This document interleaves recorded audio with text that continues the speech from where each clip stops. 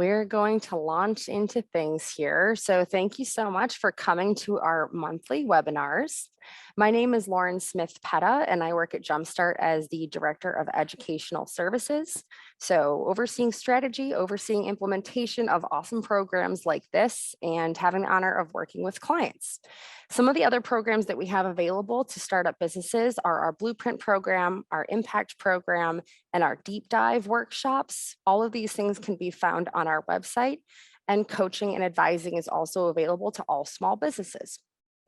So today, as you know, you signed up for a session called Why Buy You? Creating and Optimizing Your Brand Promise. We are visited today by our esteemed colleague, Todd Thompson with Brighton Avenue. A little bit about Todd, and then I will kick it over to him to run the show. During the course of this program, you can plug any questions into the Q&A, which you can see at the bottom of your screen right next to the chat button. Please use the Q&A instead of the chat, and any questions that come through, I will pose them to Todd and get those answered for you. Todd provides business and marketing consulting services to companies across many industries. He applies the knowledge gained from both practical experience and formal training, running the marketing function for Fortune 500 companies and growing and selling multiple businesses. After 22 years of building and running companies, Todd has now returned to his roots of helping other companies achieve their business and marketing goals. Thank you so much for being here today, Todd. I will mute myself and let you take it over here. Thanks, Lauren. And thanks to everybody for attending. I hope that you find this informative and enlightening, and hope you learned something. So speaking of that, here are the objectives of what I'm hoping that you will learn today. The first one is why your brand's important. What's the fuss about branding anyways? How to create an effective value proposition and brand promise. Those are two different things, slightly different, but they're certainly tied together. How to implement your value prop and your brand promise, both internally and externally. And finally, how to optimize your value proposition and your brand promise over time. So those are the objectives that we have for today. So Lauren, thank you for the intro. I'll take it and build on it just a little bit. These are kind of the 6 big milestones in my career. The first was meeting my wife, Peggy. That was the biggest and first most important career move that I made. And that happened to be a real great milestone for me. I went to work for an agency called Wise Advertising, where I worked in the advertising and branding business for 9 years. I moved to KeyBank, which for those of you in Northeast Ohio, you're familiar with KeyBank. At the time, we were the 12th largest bank in the country, still one of the largest ones. I had different marketing roles there, and at the end was the chief marketing officer. I then started a company. This company was called Precision Dialogue, and it was an analytics-driven one-to-one marketing company. So we worked for clients like Disney and Estee Lauder, MAC Cosmetics, World Market, Sherwin-Williams, locally, national companies, using data and analytics to deliver highly targeted one-to-one marketing. So that was the beginning of my entrepreneurial journey that ended in selling to a private equity firm that ran that for a little bit, sold that to a company called R.R. Donnelley out of Chicago. It's a $6 billion company that is primarily in the printing industry. And then I started Brighton Avenue. So at Brighton Avenue, I'm doing strategic consulting work in 2 areas. One is around branding and marketing strategy, which is really what we'll be talking about today.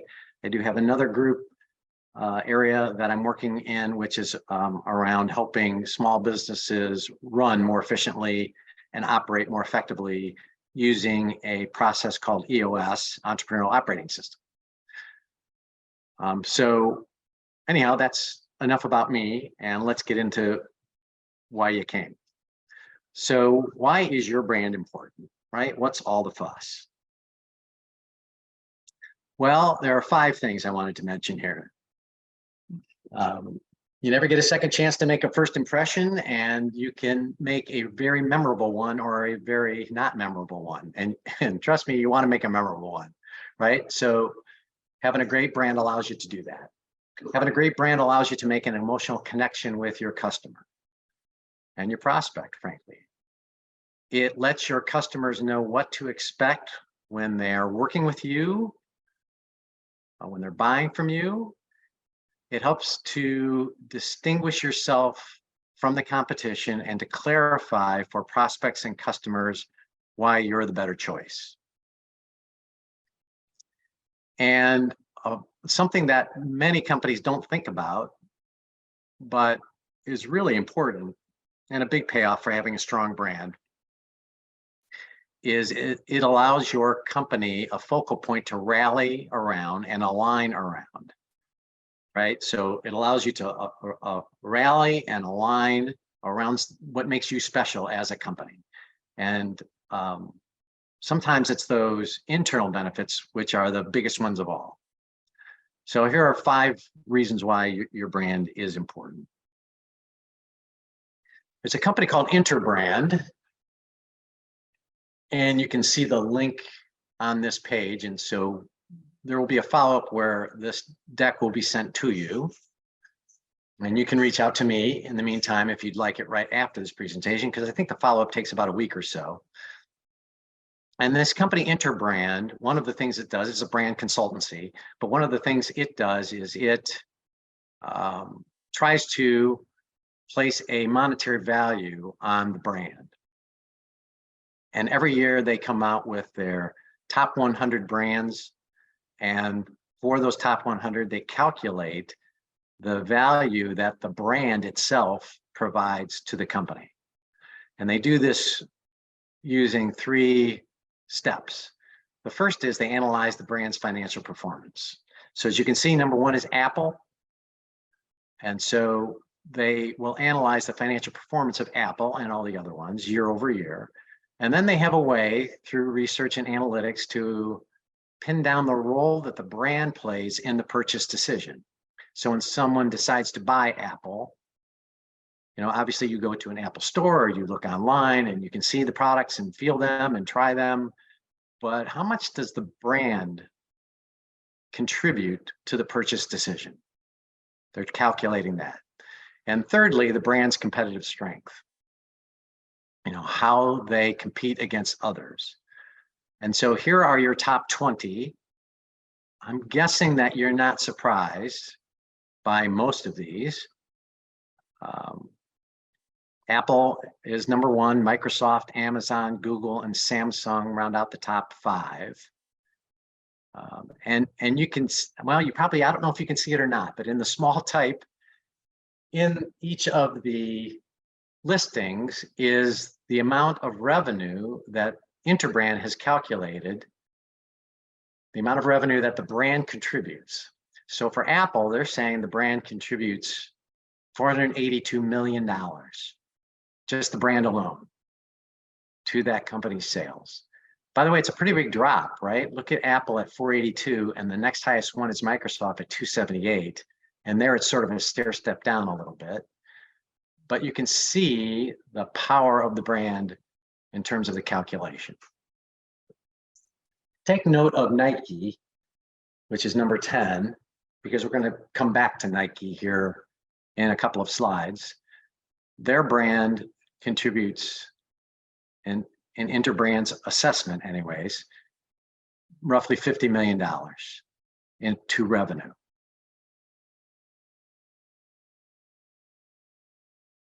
All right. So now we're going to talk about how brands work. How do they work?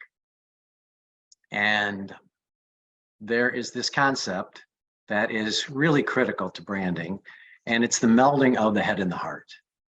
All great brands have those 2 components, the head and the heart together.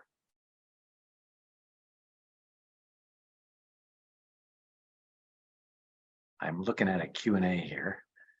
And so there was a question that says, what to do next to improve branding? I hope we go on. I hope you go into it before we get to the first 4. So yes, we're going to go into how to improve your branding for sure. Okay, so hang in there with me. All right, so this section is how do brands work? And how do you process and how do people process brands in the marketplace, right? So here's how they work in the market, right? You've got a brand out there, any brand. And when you consider a brand to purchase, you have two different things at play here.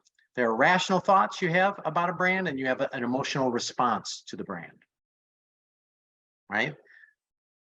And so companies then will try to communicate the benefits so that the rational part of evaluating a brand can be satisfied.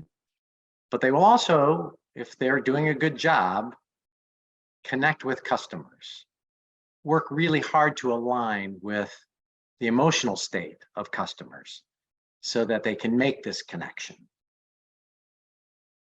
And we talk a lot about this being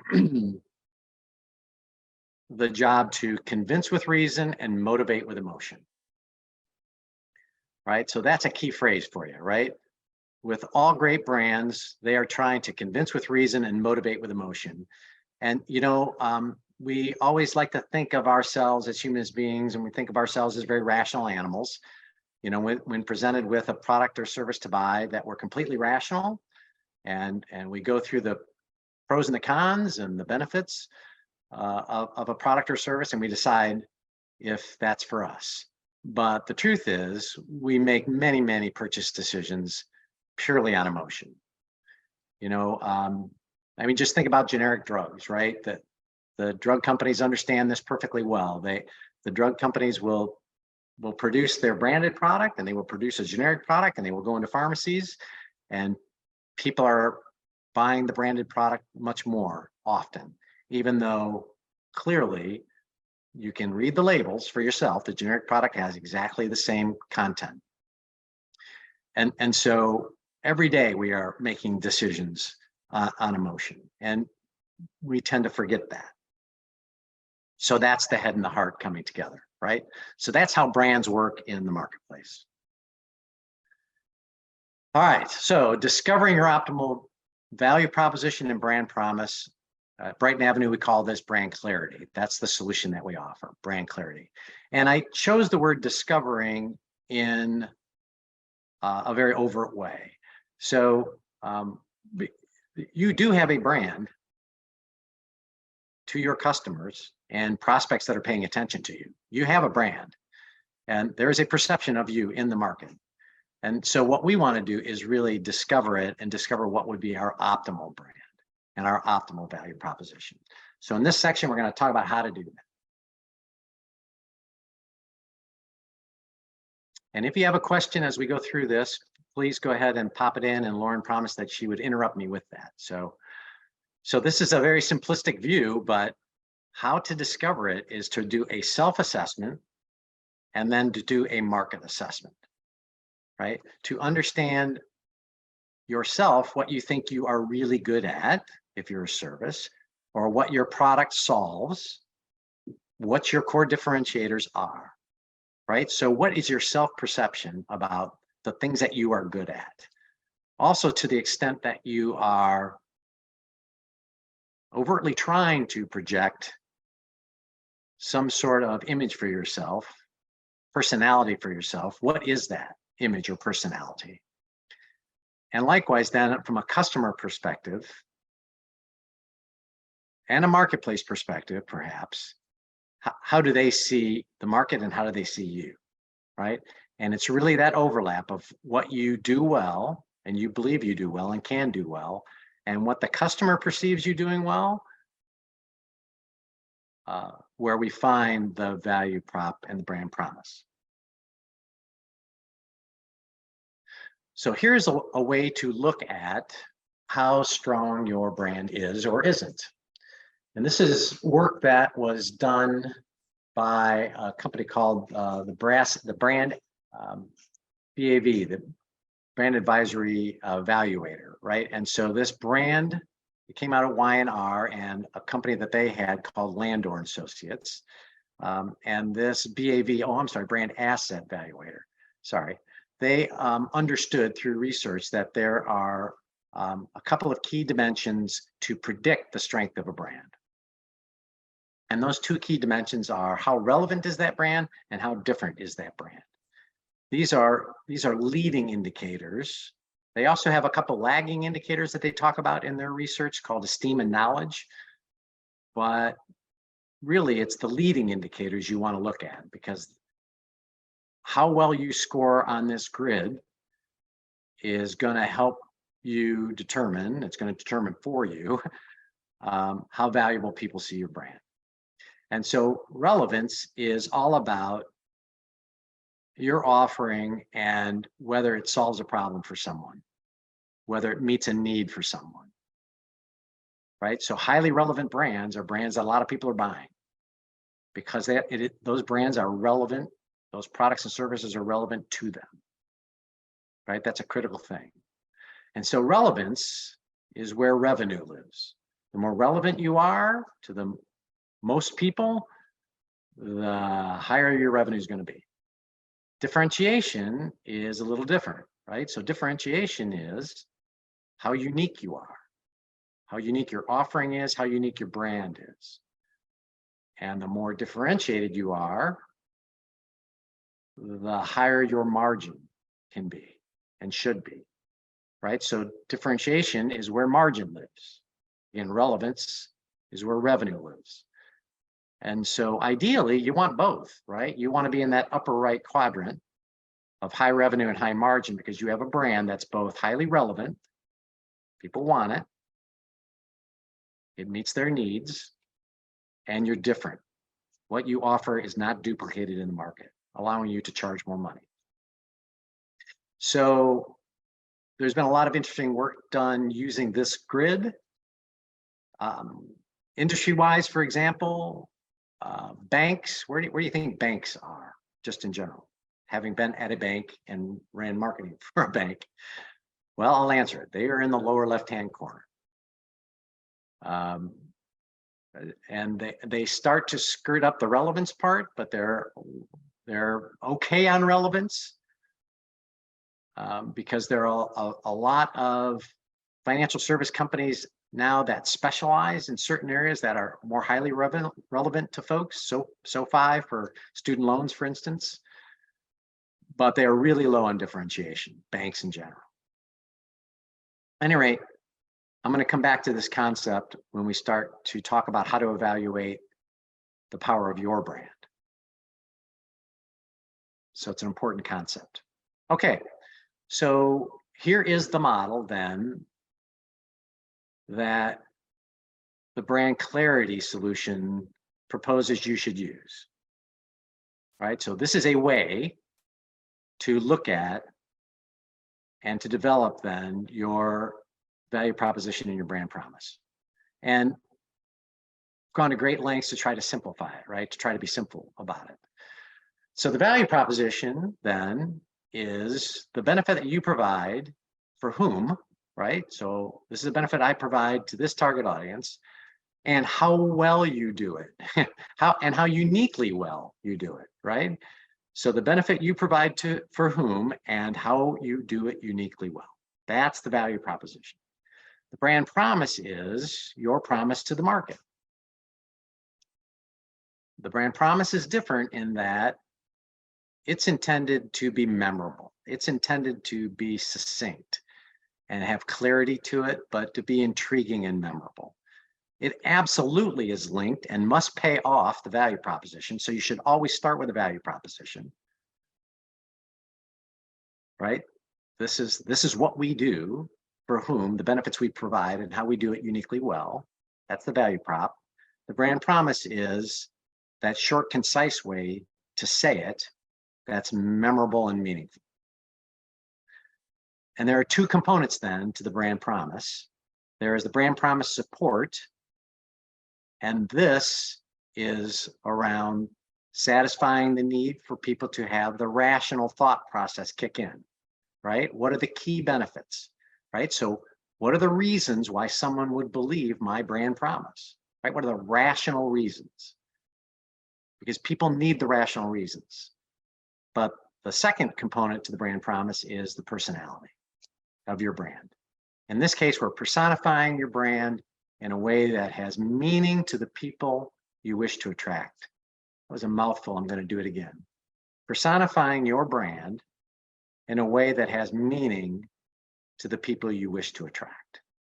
We want them to aspire to be associated with your brand, to be aligned with what your brand stands for. This is the heart part of it, right? The emotive part of it. So it's super simple. It's intended to be super simple. And no matter where you are in your journey with your company, especially if you're early stage, clarifying this right here, creating this model for yourself right here is a critical step for you. So on the notion of brand personality, in my practice, I tend to like to use a couple of models that are already out there and are proven. And so here's a brand personality model that Jennifer Aker created way back in 1997. And what's interesting is it's been tweaked, and it's been used and talked about and debated ever since then, and it still stands. So the fact that it still stands says that at its core, there's truth to it.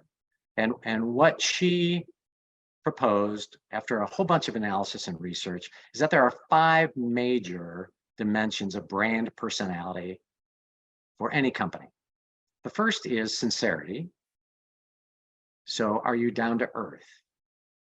Are you honest, wholesome, cheerful? Those are attributes within the sincerity brand dimension. Excitement, which is daring, spirited, imaginative, up to date. Competence, is your brand are you reliable, intelligent, successful? Sophistication connotes upper class, charming. And then finally, ruggedness, which is kind of outdoorsy and tough, right? Ruggedness. And so this is one way to articulate to yourself when you're doing your model under brand personality, number 4 there, what's our personality? Where do we fit? Here's another one. This is a whole different way to do the same thing. And this is built on Carl Jung's personality archetypes, which were outlined way back in 1919. And some really smart people took those archetypes and created then brand personality around it. So let me step through the 12. There's also, I think, a 32, if I got the number right, it's in that neighborhood, archetype brand personality model as well. So in this one, I'll start at the top, the creator. So Apple's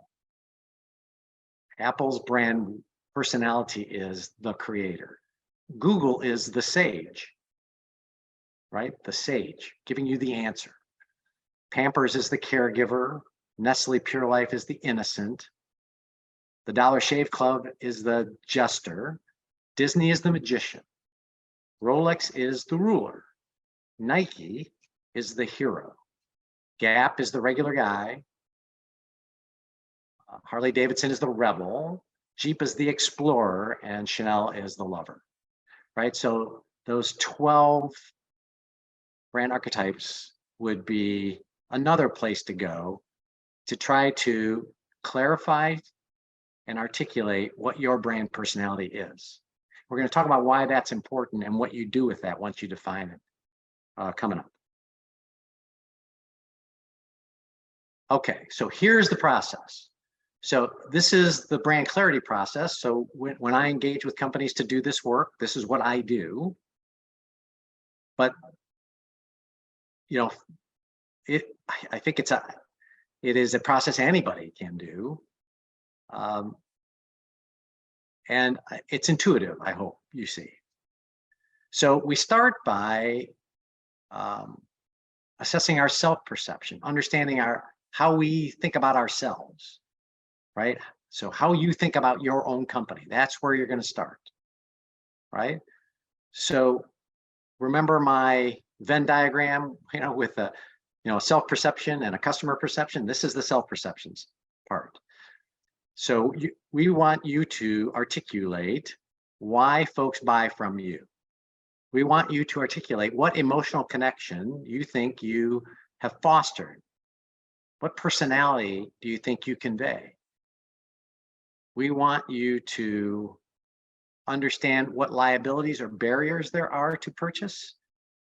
And so we want you to articulate on a piece of paper the answers to these things. Now, there are about 8 questions in my survey, or any survey, but it's basically getting at these points, right? Why do we think they're buying from us? What are barriers that are getting in the way? Do we have an emotional connection? And if so, what is that? And then we're going to do the same thing with your customers. So in this case, you should go to your customer base because they have done that one thing that you want the most. They have bought from you. They have purchased from you. Okay. And so we want them to answer those same questions. Why did they buy? Right? What kind of personality do they see in you, and do they have an emotional connection? And we have an interesting twist on how we get to those kinds of things around emotion. So for instance, we will ask, and I would suggest you do this, whether you would work with us or on your own, so why did you buy? What were the main reasons you purchased? But, and what, by the way, why were those reasons important to you, right? Why'd you buy? What are the reasons? Why are those reasons important to you? And then what does buying from my company say about you as a person?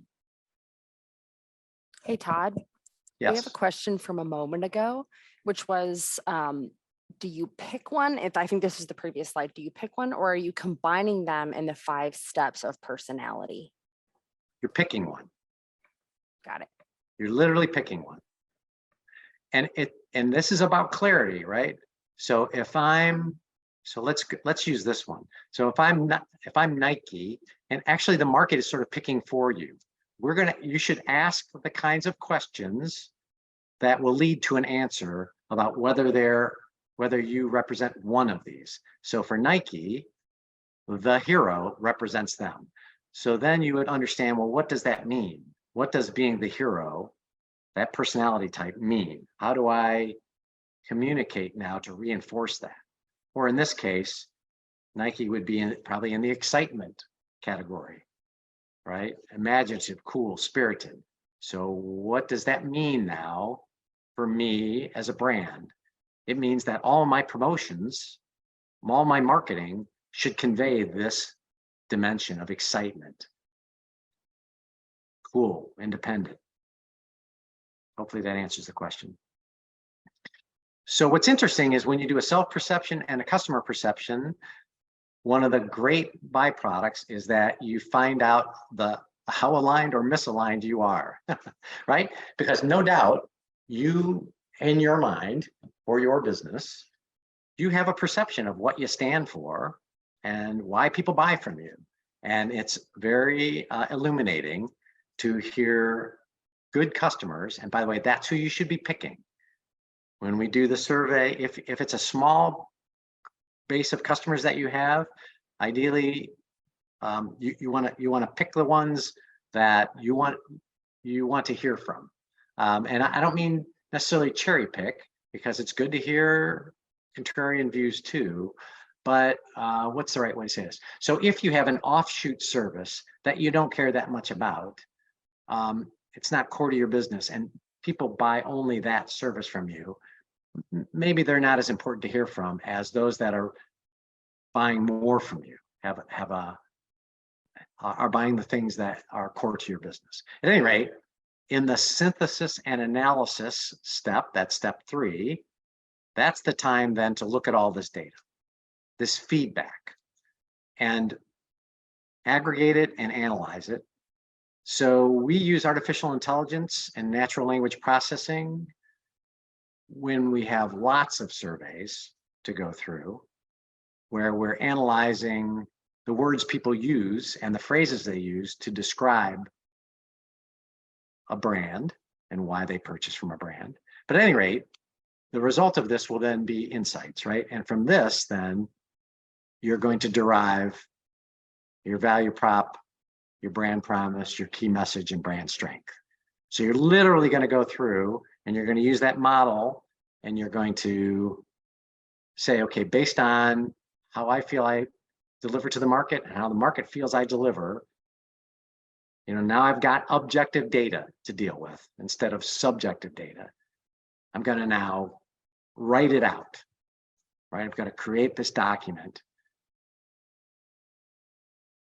where I'm going to identify what my value proposition is. Then I'm going to identify my brand promise, my promise to the market, which will tie to that value prop, right? Then I'm going to identify the 3-ish support points that support my brand promise, that will allow someone to believe my brand promise when I say it to them. And then I'm going to identify my personality, which is all around the heart part of it, the emotion part of it.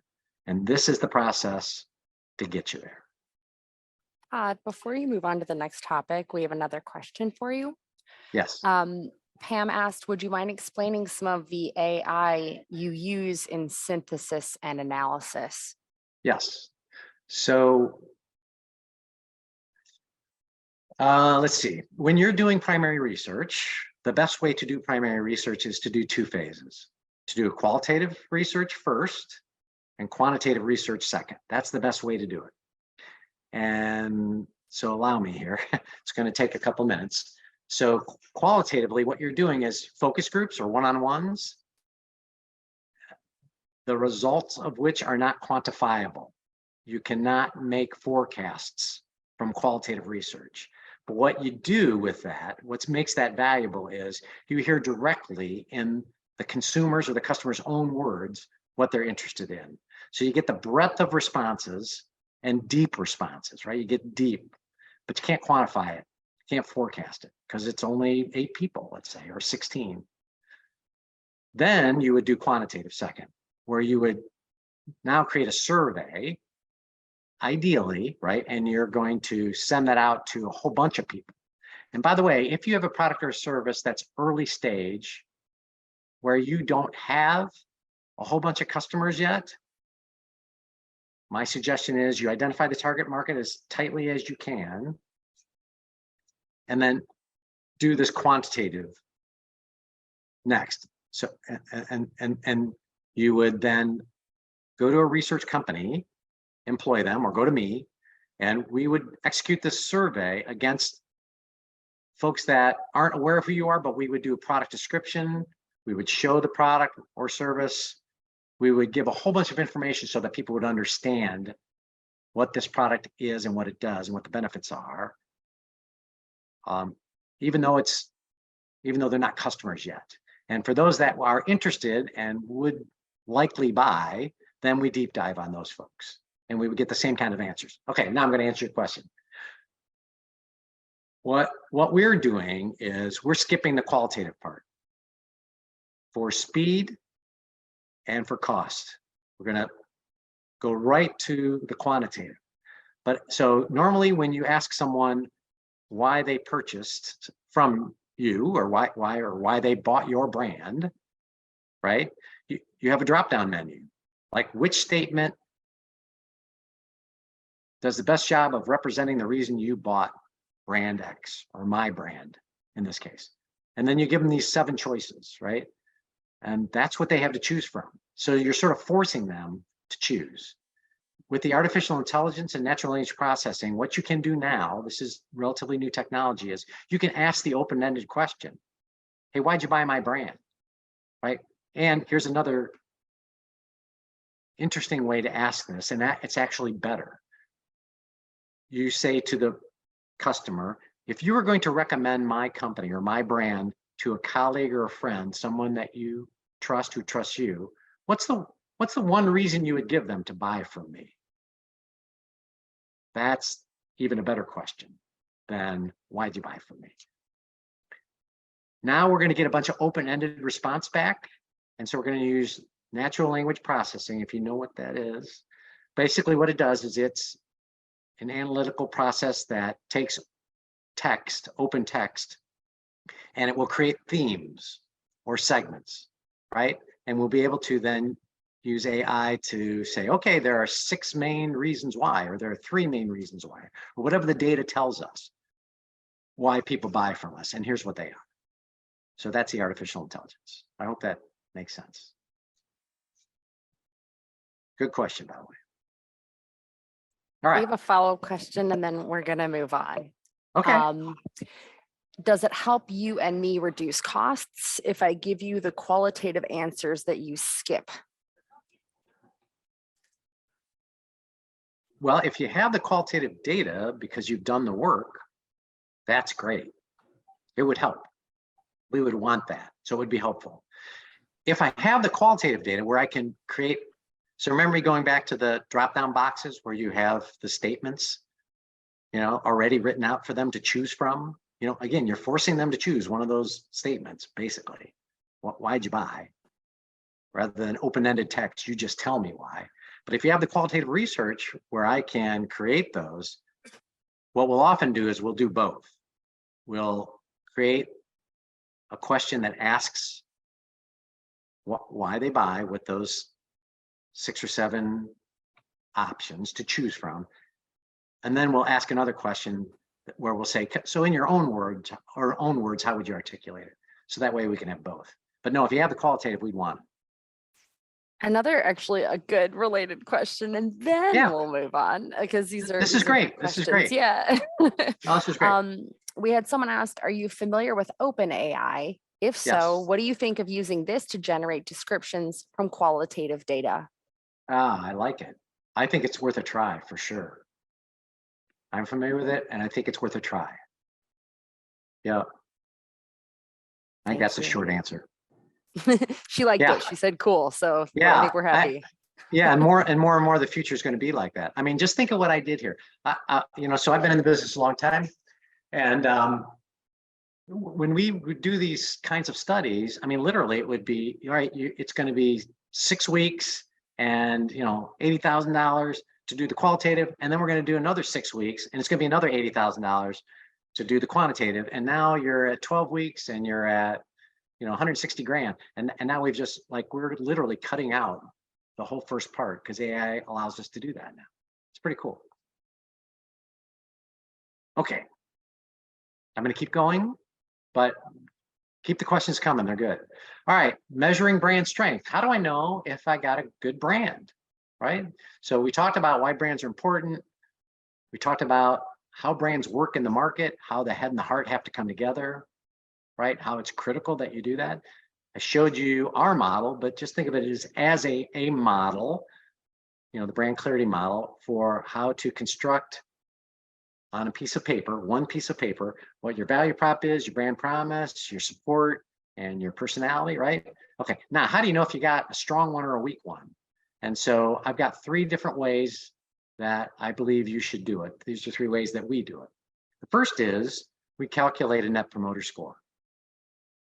Now, I'm guessing that most of the people on this call know what that is, but in case you don't, this is sort of a universal concept that's been around for many years.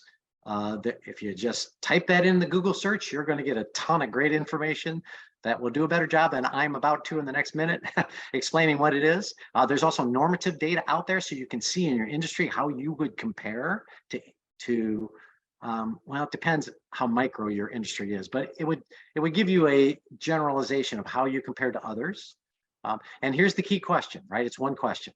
How likely is it that you would recommend this company to a friend or a colleague?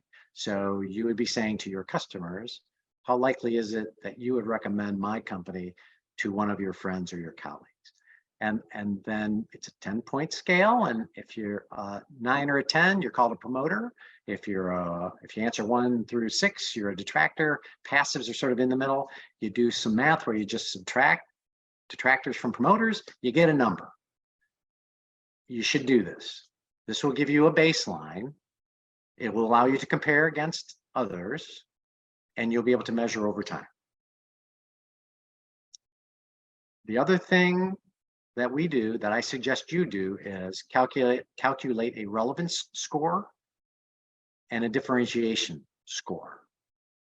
So that means you have to ask questions in your survey about how relevant they see your offering, how meaningful it is to them, how well it meets needs, and how different you are and your brand is from others, right?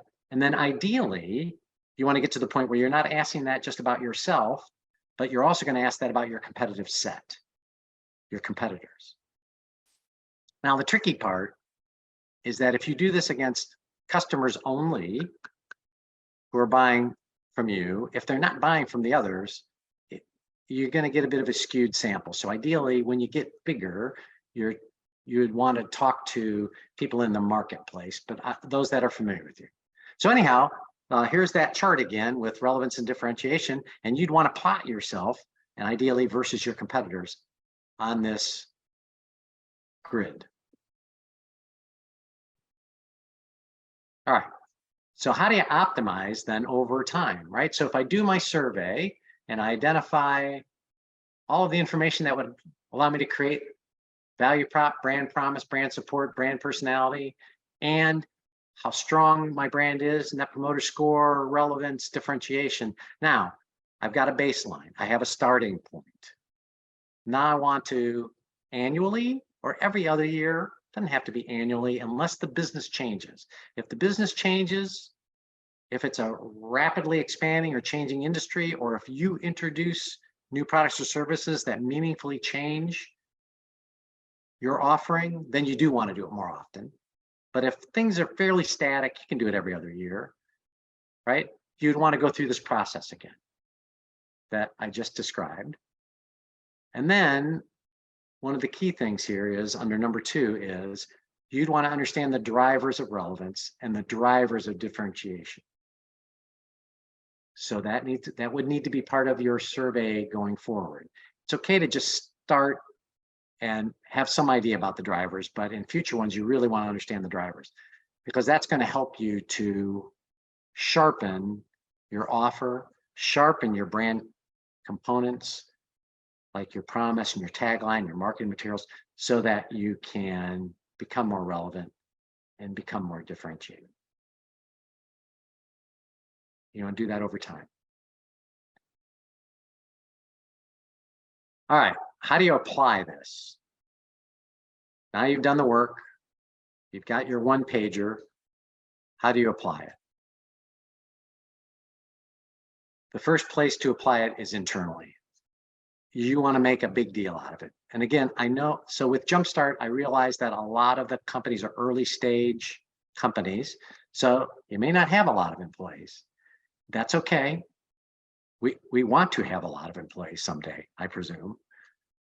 So you want to make a big deal out of it. And you want to get everyone aligned around it, right? So you want to announce it. You want to educate on what it means, what the various things mean, much like I'm trying to do with you today. So this is why we have a brand promise. This is what brand support means, right? Then you want to create an elevator speech. I've got an example of one coming up. The elevator speech is, I'm on an elevator with you, and I want to, in the next 30 seconds, describe to you who we are and why you should buy from us. You want to reinforce the message over and over.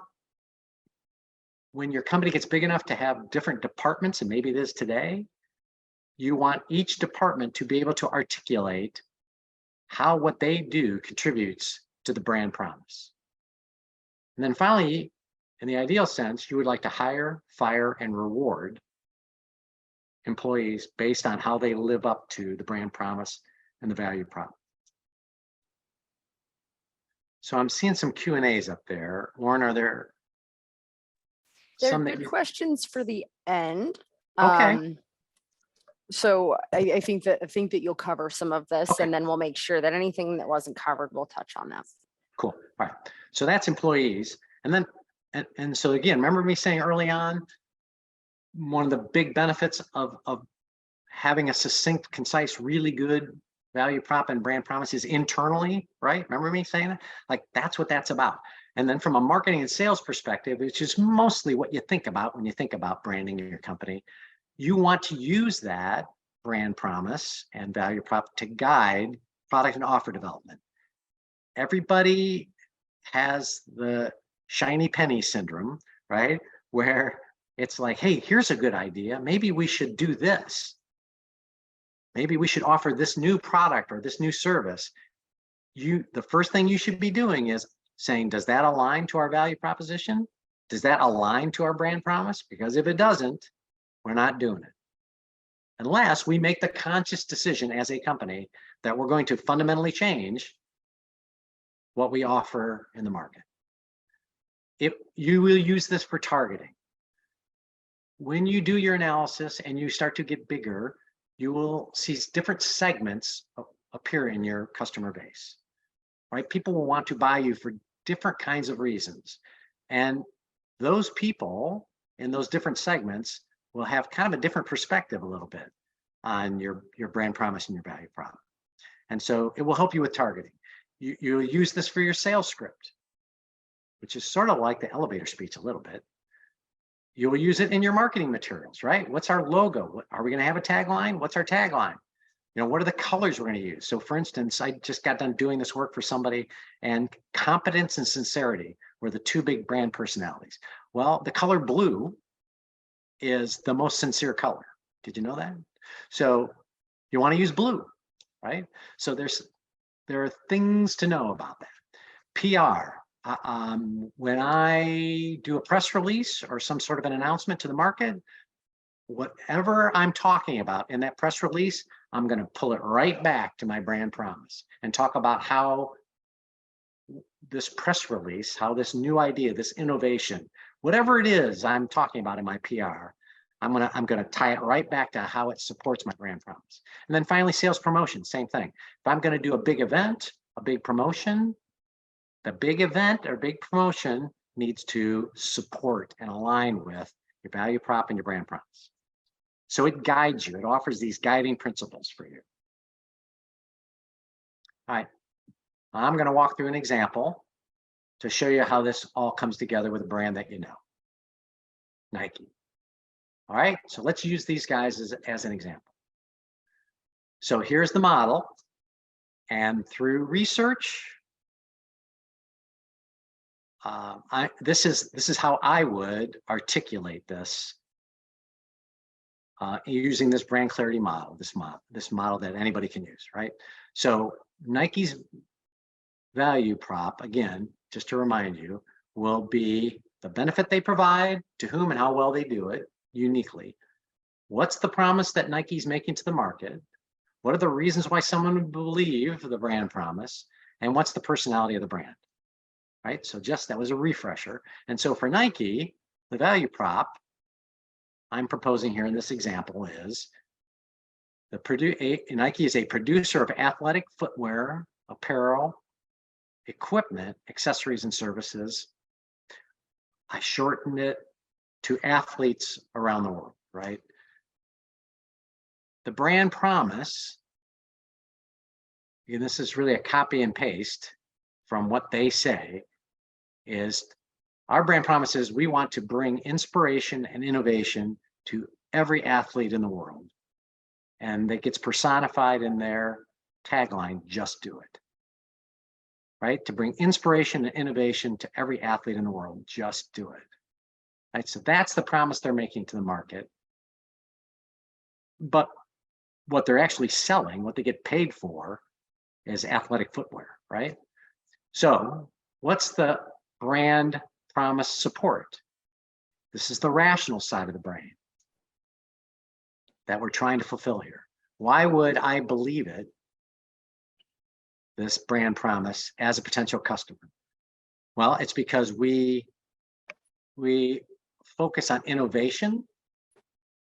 We're doing wicking clothing. We're putting air in, pumping air into the soles of our shoes, whatever those innovative things are. Customization, we're customizing for individual sports, and within individual sports, individual capabilities and performance aspects inside sports, and then finally, really high quality. So those are the rational reasons you should believe my promise. And then from a personality perspective, we embody these two. So remember my 12 archetypes and 5 dimensions. The excitement dimension, that's the brand, that personality for that 5 dimension, that would be excitement. And hero, which I didn't specify, by the way, that was already on that example I gave you for the 12 archetypes. Todd, we have a quick related question. Yes.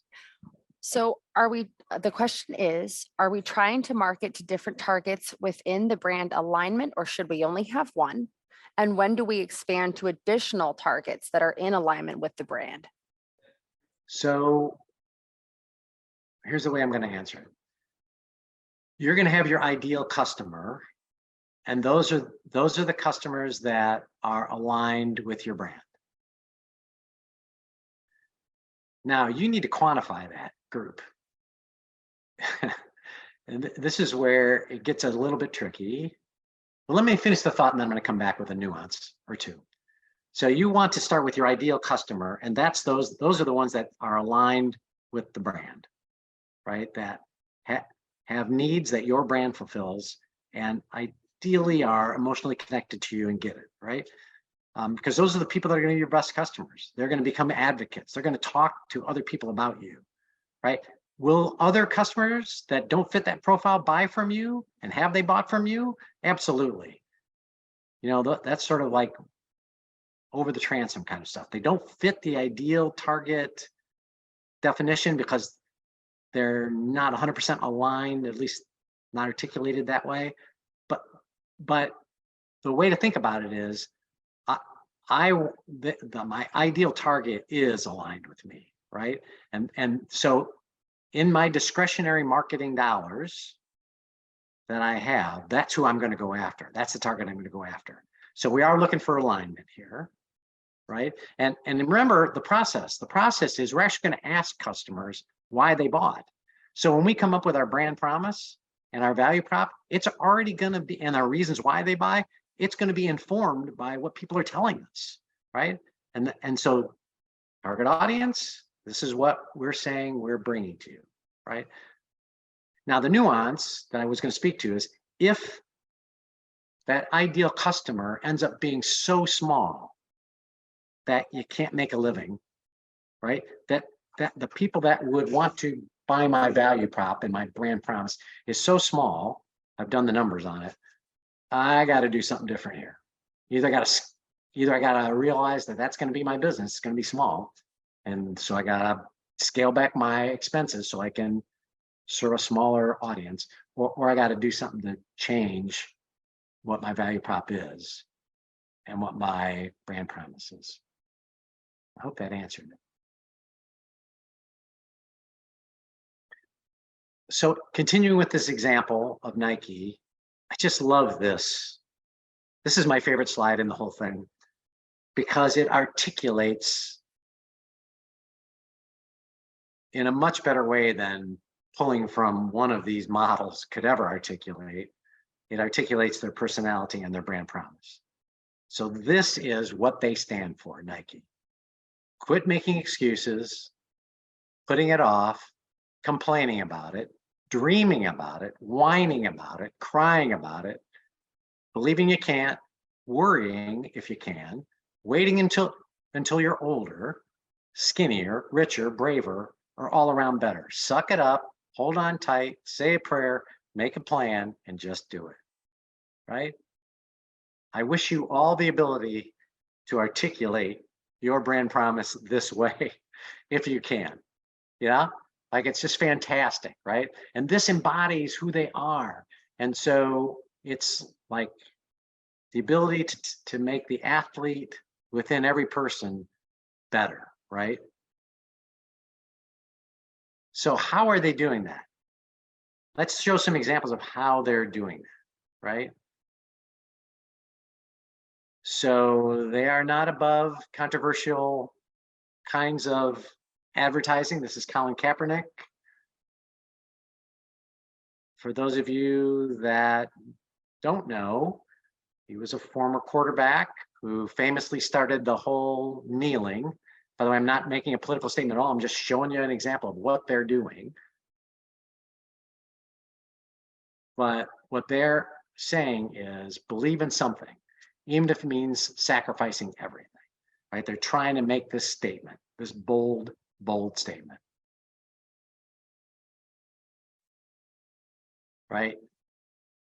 This is OBJ, Odom Beckham Jr., Odell Beckham Jr. Don't wait until you've won a ring to play like it. Right? That whole thing about don't wait, right? Don't make excuses. It's never going to be perfect. Just go do it. That embodies it, right? Right there. It's only a crazy dream until you do it. Right? It's only a crazy dream until you do it. Just do it. There's Serena. And who would have thought these two kids from not an affluent family, grew up in LA, not part of the established tennis program and process to become a pro, like didn't play in those tournaments. Who would have ever guessed they would go on in Venus and Serena to become the best tennis players ever? And then this last one, who would think a kid like me would go pro? Me. And for those that don't know this fella, I made a note here, Shaquem Griffin. Shaquem Griffin. So he was born with something called amniotic band syndrome. And when he was 4, he had his hand amputated because his fingers didn't fully develop. But he played baseball, he played track, he had a twin brother, played football. He was a linebacker at the University of Southern Florida. That's the picture of him there. And he ended up getting drafted in the 5th round by Seattle in 2018. So each one of these stories, each one of these ads goes back to this statement, right? So how effective has branding been for Nike? Right, so here are the measures that we talked about: Net Promoter Score, Relevance Score, Differentiation Score. How's Nike doing? So their Net Promoter Score overall in 2022 is 50.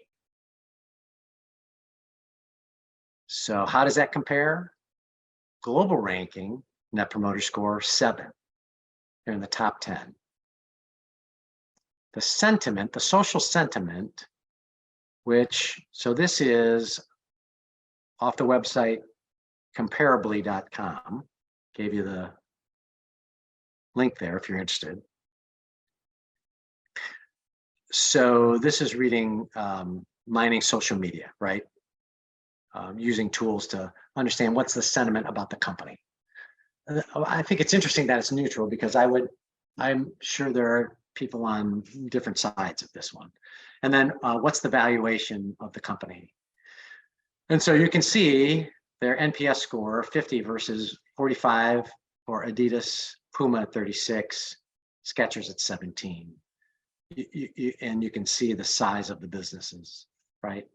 And so, yeah, looks like they're doing okay. And then from this brand power way to assess the brand, this grid of relevance and differentiation,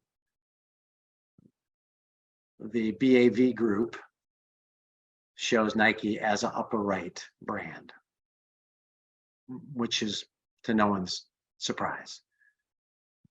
Differentiated and relevant. So that's where you want to be. So I took a shot at an elevator speech. I don't work for Nike, but I took a shot at it just to demonstrate what I'm suggesting you do for your company once you go through the exercise of establishing your value prop and your brand promise. So let me give it a shot for you, right? Okay, so I'm in an elevator with you and I work for Nike, and here's what I would say. Hey, I work for Nike and we sell the world's best athletic footwear, apparel, equipment, and accessories. We're known for our innovation, customization, and quality, but what we really sell is inspiration. Our goal is to help everyone to become the best version of themselves, to stop thinking about it, and to just go do it. Just do it. So this is an example of an elevator speech. And what I really like about this, and I'm suggesting you do it for your companies once you create your model of value prop and brand promise, because it articulates in a couple of sentences everything. And what you really want to do is you want to create this, and you want to get everybody in the company to recite this. Now, and frankly, reward them for being able to recite this. All right, so if you like all that, if that all makes sense, what do I do next, right? What to do next? Well, the first thing is you need to commit, right? You got to commit that this is an important thing to me and to my company, and I'm going to do something. And then I would implement your version of the discovery process. If you would like, I'm happy to work with you on that. But essentially, here's the process, right? We went over this. And the result of that is going to give you the information that you can derive then to create that model, right? That we showed before. Value prop, brand promise, brand support, brand personality. Elevator speech. And then what you want to do is you want to optimize it over time. And we talked about how to do that. Doing this work right here, the discovery process, you would do that annually or every other year to tweak the value prop, maybe to tweak the brand promise, but also to see, is the net promoter score going up? Is my relevance getting higher? Is my differentiation getting higher? Or is it not, frankly? And, okay, what are the drivers of differentiation? What are the drivers of relevance? Those are the two key things from a brand perspective and a reason why people will buy from you. What are the drivers and what can I do to tweak them? Right? And you want to optimize it over time. And frankly, you just want to do it. Just do it. Okay, that's it. So Lauren, do we want to try to answer some questions? Absolutely. So we have quite a few good questions. So the first question is one that you mentioned earlier, which is, this may have been answered for her, but what to do next to improve your existing branding beyond all of this advice? Yeah, well, I'm hoping it was kind of everything I said here. So they have a brand, it exists. How do they improve it? I would go through this process that's shown up here to improve it, frankly. I guess that's the short answer. Good, very well. The next question was, how much of a budget should one have in order to optimize their brand or to work with you? So that's a good question. So I guess it depends. It depends on if you've got one brand and how many different products and how many different target audiences. So there's some, it depends. But generally to work with me on something like this, it's probably going to be in the $5,000 to $10,000 range, depending. It's hard for me to answer it outside of that. Great, I think that's helpful. I think it gives a little bit of a benchmark. Thank you. Yeah. And then does Brighton Avenue do the marketing materials, et cetera? We don't, but we do have connections with people that do. So and they're reasonable. Again, I'm thinking of the audience here, and that's the reason my pricing. So when I do this for bigger companies, this is a $25,000 to $50,000 project, Right. but I've routinized it so I can offer it at 7,500-ish, 10,000, something like that. What you want to do in the end, if you're starting from scratch, is you want to create a brand book, a style guide. So what should my logo be and what should it look like? What should my tagline be? What should it look like? What color should I use? What font should I use? These are all of the components. And so I can refer you to some folks that are excellent at that and are, because they're freelance, kind of smaller companies, but really good, worked for big companies. It would be a reasonable price. I'm happy to make that referral. Understandable. Does anyone have any other questions? I have my Q&A up in front of me if we have any more questions for Todd on today's content. Going once.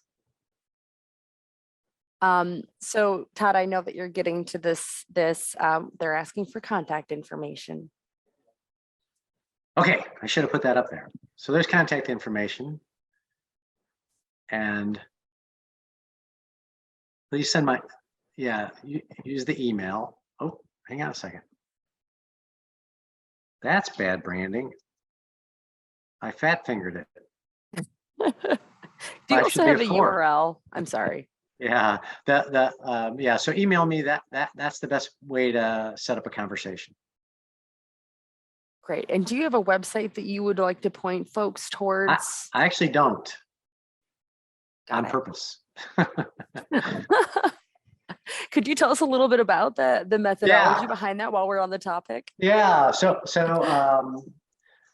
well, let me tell you about my brand a little bit. So Brighton Avenue is the street I grew up on. I grew up in Toledo, Ohio. And when I was thinking about starting this company, at the phase I'm at in my life, I am kind of particular. So I'm in the particular phase of my life where I did okay and started a business, grew it, sold it. And so I'm doing the kinds of things I want to do only with the kinds of people I want to do them with. Does that make sense? And so a lot of the work I'm doing comes from this, where if you're interested in working, we'll talk and it'll be great. And if it makes sense for both sides, then it'll be great. But I'm also sort of metering out the amount of work I do. So I decided that I was not going to create a website. Most of the work, because I've just been around for a while, all the work I'm getting is coming from referrals. And then I'll do these kinds of things every now and then. I've decided, at least for right now, not to create a website. But that's where Brighton Avenue comes from. Brighton Avenue really shaped me as a human being. I lived in that house all the way through college. And the product that I became with a loving family and a great mom and dad really came from growing up on Brighton Avenue. That's great. Thank you. Any other questions for Todd before we wrap up here? So you're trying to limit the inflow of customers because you're such a big deal. So you have to. No, I'm not such a big deal. No, I'm not such a big deal. No, I'm how's this? I'm looking for quality over quantity and where I can really help somebody. You know what I mean? That's kind of where I'm at. So the particular stage, like you said. Yeah, I'm at the particular stage. Great. I like it. We have some feedback already. This was the best webinar on branding I've ever been on. So I feel like that's a good note to leave it on. Yeah. Thank you so much, Todd. Yeah, let's quick leave before somebody says the contrary. Right, exactly. No, this really was fantastic. It was very efficient. We only used up about an hour of time. Like we talked about earlier, everybody, we will be sending out the slides and this video to you in about a week or so. But in the meantime, Todd has given you special access to him to start some of these conversations, which I hope you see as a worthwhile investment after this presentation. So if you have any questions, you know where to find us. We hope to see you on future programs. And thanks again to Todd Thompson and Brighton Avenue. We really appreciate having you. Lauren, thank you. And thanks to everybody who took time out of their day to attend. I appreciate it. Certainly. Thanks, everyone. Okay. Have a great day. Okay, bye-bye.